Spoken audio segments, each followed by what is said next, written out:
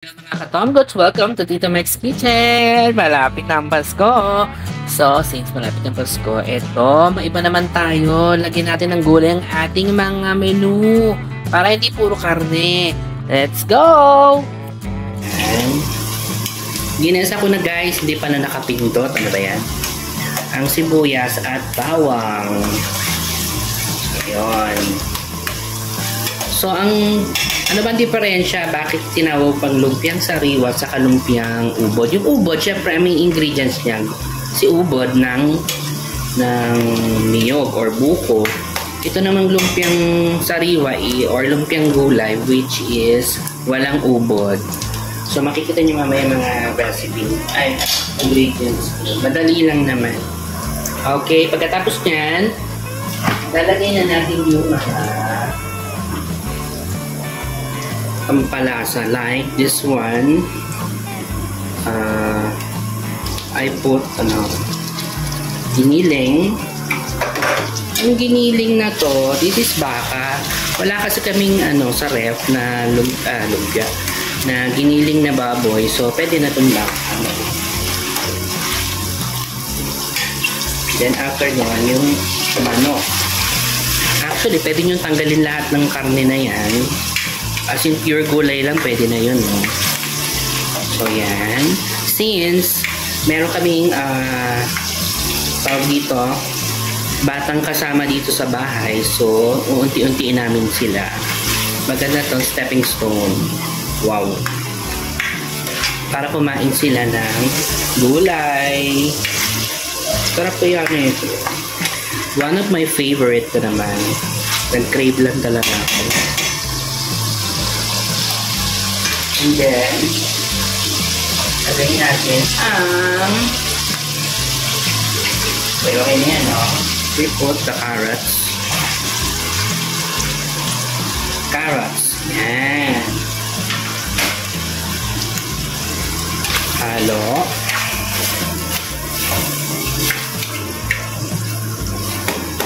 Oh, by the way, nakalimutan ko, guys. Ito, pwede namang wala, pwedeng meron, pero depende sa inyo. Kasi yung nakakain ko kasi sa, iba po yung upon checking, wow, meron pala siyang anato. Yan. Ganyan na natin.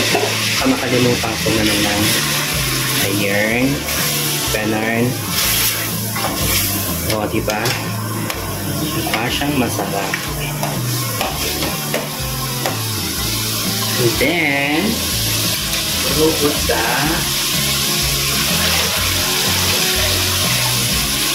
kamote. And then, yung singkamas, ganun lang. Ito singkamas. Medyo pahirap ang humanap na yun kasi tapos na yung summer, no? So, yun. Ayan. Halo-halo lang natin yan. No? Bilis lang nito. Lumpiang hubad ang gagawin natin kaya wala tayong tawag doon, lalagyan, wrapper, kumbaga. As is lang siya, nakakainin natin. Yan na yun. And then, we will put na the hipon. Yung hipon, hiniwa ko ng ganito para madaling hanapin at i-segregate kasi nga yung aking jowa ay allergic sa hipon. So, bawal. Kung ayaw niya, tanggalin niya. Yan. Alright. Mamaya mamumula-mula na yan. Yun o. Keep on stirring lang para hindi masunog ang ilalim. Ayan.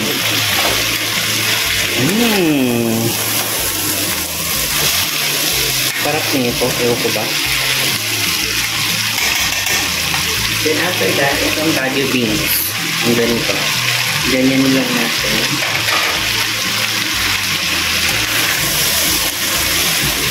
Looks yummy na, di ba? Kung talagang pure vegetarian kayo, pwede nyo tanggalin yan. You can take that off sa inyong listahan. Iba nga nilalagyan pa ito ng tokwa, pero ako okay na to. Wala din naman akong tokwa sa ref. So, yeah, okay na yan. So, yun. So, we will put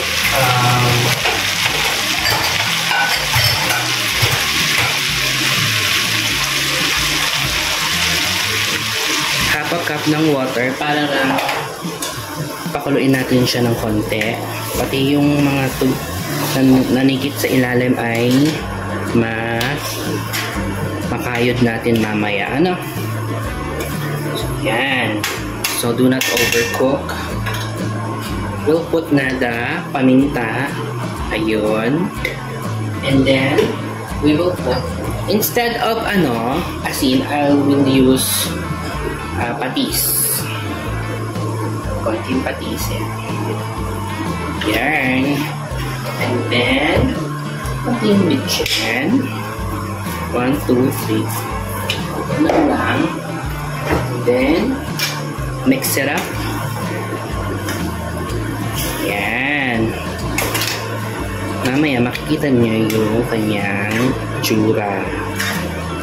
So, pakuluan lang natin siya para lumambot yung mga karne. Okay. Yan lang. Cover na natin siya. Yan. Bago natin makalimutan, dito pa lang, habang niluluto pa lang natin siya, lalagyan na natin siya ng peanut butter. Bakit? Dadagdag to ng kakaibang sarap. Actually, meron tayong peanut butter sauce din. Mamaya makikita nyo yung ginawa ko kanina. So, yan. Para malusaw. Ganon-ganonin natin. Actually, matutuyo tong na to, sauce na to. Kailangan matuyo siya ng very, very light. Ayun, o.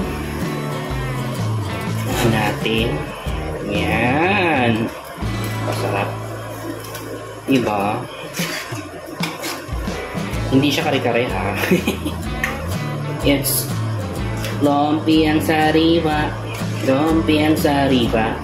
Lumpiang sariwa. Ang dali. Cover pa natin. Matigas pa.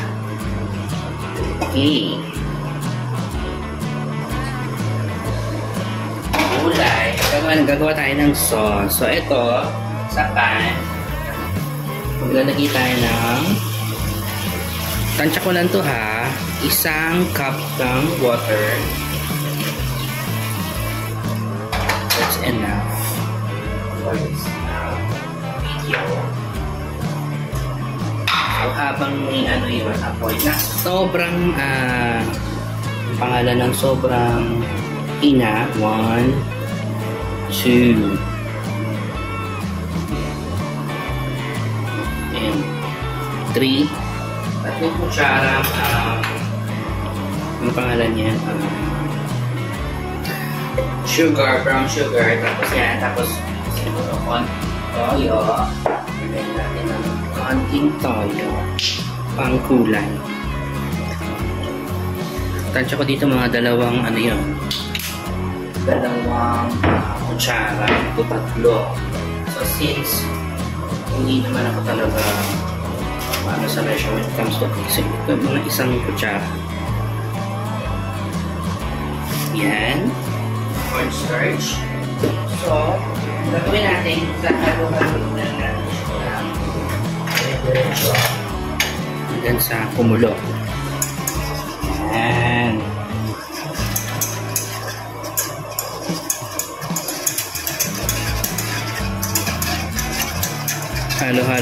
Halo. Yan. We'll put seasoning like 1, 2, 3 ng bechin. Tapos 1, 2, 3, 4, 5. 5 asin. Pero depende sa inyo yan, ha. Siyempre, kanya-kanya tayong panlasa. Mamaya mag-iiba na siya ng color and texture. Okay. Nakikita nyo ngayon parang marapit na siyang mag-boil. we'll put na ang pangalan nito, peanut butter. Yes. So, halo.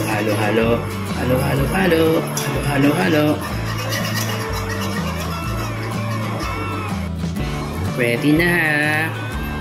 Ito yung mas peanutty, mas mamane na sauce compared to the usual, alam mo yan, parang translucent lang na.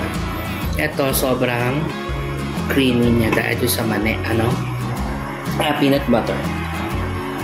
Ayun ang kalahating cubes, pero to shrimp to ha.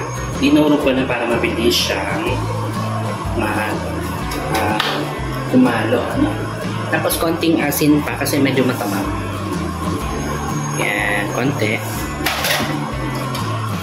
That's it. Mamaya, nilalagyan natin yung ating last ingredients for this one.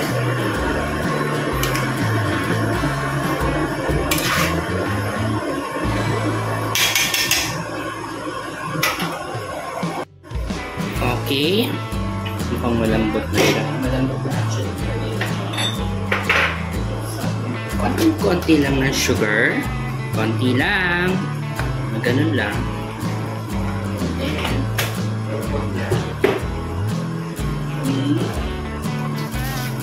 what do you call this? The repolyo. Okay. Maliliit lang yung iwan ng repolyo.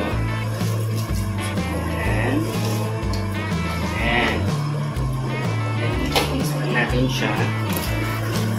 Another 1 minute siguro to. Yan. Oo. My favorite. Actually, handa to tuwing pag may pabasa sa amin ng passion. Pag Holy Week, ayan. Usong-utos sa Holy Week, di ba? Since tapos na ang Holy Week, okay lang.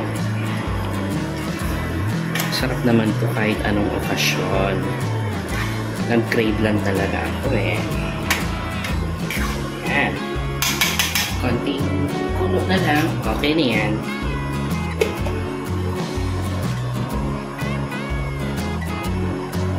Tapos magpa-plate na tayo. Kain na kami ng aming dinner. Ito ang aming dinner for tonight. Siyempre. So, ipa-plate ko lang. Like this one. Ooh, looks so rich and yummy. Oh, diba? Usok-usok pa.